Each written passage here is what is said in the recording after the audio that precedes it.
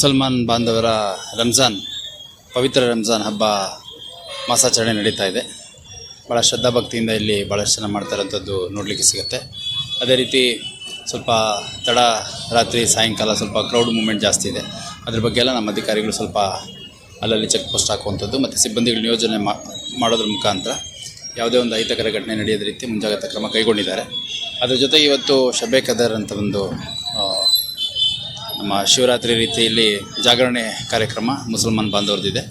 So ಅವ್ರಿಗೆ ರಂಜಾನ್ ಹಬ್ಬದ ಶುಭಾಶಯಗಳನ್ನ ನಾನು ಹೇಳಲಿಕ್ಕೆ ಇಷ್ಟಪಡ್ತೇನೆ. ಅದೇ ರೀತಿಯಾಗಿ ಹಿಂದೂ ಬಾಂಧವರು ಹಾಗೂ ಸಾಕಷ್ಟು ಜನ ಯುಗಾದಿ ಹಬ್ಬದ ಆಚರಣೆಯಲ್ಲಿ ಕೂಡ ತೊಡಗಿದ್ದಾರೆ. ಹಾಗಾಗಿ ಖರೀದಿ ಎಲ್ಲ ಹೆಚ್ಚಿರೋದ್ರಿಂದ ಮಾರ್ಕೆಟ್ ಪ್ರದೇಶಗಳಲ್ಲಿ ಹೆಚ್ಚಿನ ಜನಸಂಖ್ಯೆ ಓಡಾಟ ಇರುತ್ತೆ ಸಾರ್ವಜನಿಕರದ್ದು. ಹಾಗಾಗಿ ತಮ್ಮ ಮೌಲ್ಯಯುತ ವಸ್ತುಗಳು, ಹಣ, ಒಡವೆ ಮತ್ತು ತಮ್ಮ ಜೊತೆ ಇರುವಂಥ ಮಕ್ಕಳು ಎಲ್ಲರ ಬಗ್ಗೆನೂ ಗಮನ ವಹಿಸಬೇಕು. ಮತ್ತು ರಸ್ತೆಯಲ್ಲಿ ಓಡಾಡೋಂಥ ಸಂದರ್ಭದಲ್ಲಿ ಯಾವುದೇ ಕಾರಣಕ್ಕೂ ಸಂಚಾರಿ ನಿಯಮಗಳನ್ನ ಉಲ್ಲಂಘನೆ ಮಾಡಬಾರ್ದು ಅಂತ ನಾನು ಎಲ್ಲರಿಗೂ ಹೇಳಲಿಕ್ಕೆ ಇಷ್ಟಪಡ್ತೇನೆ. ಮತ್ತು ನನ್ನ ವೈಯಕ್ತಿಕವಾಗಿ ಹಾಗೂ ನಮ್ಮ ಇಲಾಖೆ ವತಿಯಿಂದ ಎಲ್ಲರಿಗೂ ರಂಜಾನ್ ಮತ್ತು ಯುಗಾದಿ ಹಬ್ಬದ ಶುಭಾಶಯಗಳು. ರಂಜಾನ ಹಬ್ಬ ಹಳೆ ಹುಬ್ಬಳ್ಳಿ ಭಾಗದಲ್ಲಿ ರೂಟ್ ಮಾರ್ಚ್ ಮಾಡಿದ ಪೊಲೀಸ್ ಕಮಿಷನರ್. ಹುಬ್ಬಳ್ಳಿ ರಂಜಾನ ಹಬ್ಬದ ಅಂಗವಾಗಿ ಯಾವುದೇ ರೀತಿಯ ಅಹಿತಕರ ಘಟನೆಗಳು ನಡೆಯದಂತೆ ಮುಂಜಾಗ್ರತಾ ಕ್ರಮವಾಗಿ ಪೊಲೀಸ್ ಕಮಿಷನರ್ ಎನ್ ಶಶಿಕುಮಾರ್ ಅವರ ನೇತೃತ್ವದಲ್ಲಿ ಪೊಲೀಸರು ರೂಟ್ ಮ್ಯಾಚ್ ಮಾಡಿದರು.